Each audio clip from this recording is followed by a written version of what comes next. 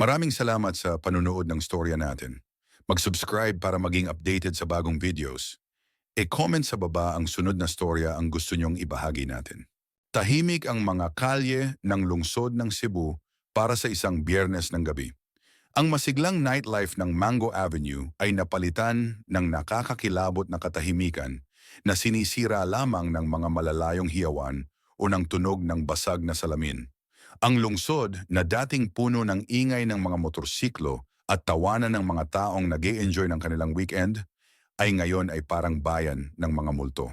Ngunit para kay Dante, isang lalaking matagal nang namumuhay sa dilim, ang kaguluhan ay isang malugod na pagbabago. Si Dante ay isang serial killer, isang maninila na nagtatago sa mga kalayan ng Cebu sa loob ng maraming taon. Palagi siyang maingat, masinop at matiyaga. Ang kanyang mga biktima ay pinipili ng walang partikular na dahilan at ang tanging pagkakatulad nila ay ang kanilang kahinaan. Ngunit ngayong gabi, ang kanyang mga plano ay naaabala ng isang bagay na mas masahol pa kaysa sa kanyang madilim na mga hangarin. Habang naglalakad siya sa mga madilim na kalye, napansin ni Dante ang isang kakaibang bagay. May isang lalaking gumagapang palabas ng isang eskinita. Ang kanyang mga galaw ay parang hindi normal. Ang kanyang mga mata ay malabo at ang kanyang bibig ay puno ng dugo. Nanlalamig si Dante, ang kanyang instincts ay sumisigaw na tumakbo, ngunit ang kanyang pagkausyoso ang nagdala sa kanya. Dahan-dahan siyang lumapit sa lalaki, ang kanyang kamay ay humawak sa kutsilyong nakatago sa kanyang jacket. "Pare, okay ka lang?" tanong ni Dante. Ang kanyang boses ay kalmado ngunit puno ng pag-aalinlangan. Lumingon ang lalaki sa kanya at biglang nanlamig si Dante. Maputla ang mukha ng lalaki, ang kanyang mga ugat ay namumutok at nangingitim. Bumukas ang kanyang bibig at nakita ni Dante ang mga ngiping puno ng dugo. Biglang sumugod ang lalaki sa kanya. Mabilis na umaksyon si Dante. Umilag siya at saka tinaga ang lalaki sa leeg. Bumagsak ang lalaki sa lupa, ngunit sa kanyang pagkagulat, ito ay nagsimulang kumibot at mangisay. Sa loob ng ilang segundo, bumangon muli ang lalaki, parang walang nangyari. "Ano ba ito?" Bulong ni Dante, ang kanyang puso ay tumitibok ng mabilis. Nakakita na siya ng mga horror movie para malaman kung ano ito. Hindi ito ordinaryong tao, ito ay isang zombie. Hindi na nag-aksaya pa ng oras si Dante. Tumakbo siya palayo, ang kanyang isip ay nagmamadali habang sinusubukan niyang maunawaan ang nangyayari. Ang mga kalye ay puno na ng mga patay na naglalakad. Ang kanilang mga halinghing ay umaalingaw-ngaw sa lungsod. Kailangan niya ng ligtas na lugar kung saan maaari siyang magplano ng kanyang susunod na hakbang. Pumunta siya sa isang abandonadong gusali na dati niyang ginamit bilang taguan. Ito ay isang maliit at sirang estruktura sa labas ng lungsod, malayo sa kaguluhan, ngunit malapit pa rin para masubaybayan ang sitwasyon. Habang binabarikado niya ang mga pinto at bintana, hindi niya maiwasang maramdaman ang irony. Ilang taon na siyang nagtatago mula sa mga awtoridad at ngayon ay nagtatago siya mula sa isang mas malaking banta. Sa loob ng gusali, nakakita si Dante ng lumang radyo at itinuno ito sa lokal na frequency. Malungkot ang balita. Nagsimula ang outbreak sa Cebu Port kung saan may dumaong na kontaminadong kargamento. Mabilis na kumalat ang impeksyon, ginawang mga walang malay at laman lang kumakain na halimaw ang mga tao. Idineklara ng gobyerno ang state of emergency, ngunit malinaw na nawawalan na sila ng kontrol. Alam ni Dante na hindi siya maaaring manatili sa gusali magpakailanman. Kailangan niya ng mga supply, pagkain, tubig at armas. Ngunit ang paglabas sa lungsod ay isang malaking panganib.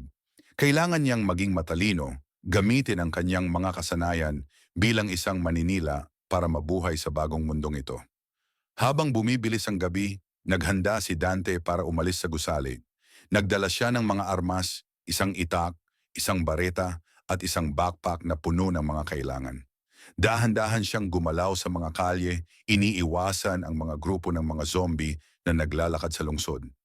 Ang kanyang mga taon ng pagiging maninila ay nagturo sa kanya kung paano gumalaw nang hindi nakikita at ngayon ay iyon na lamang ang kanyang pag-asa para mabuhay.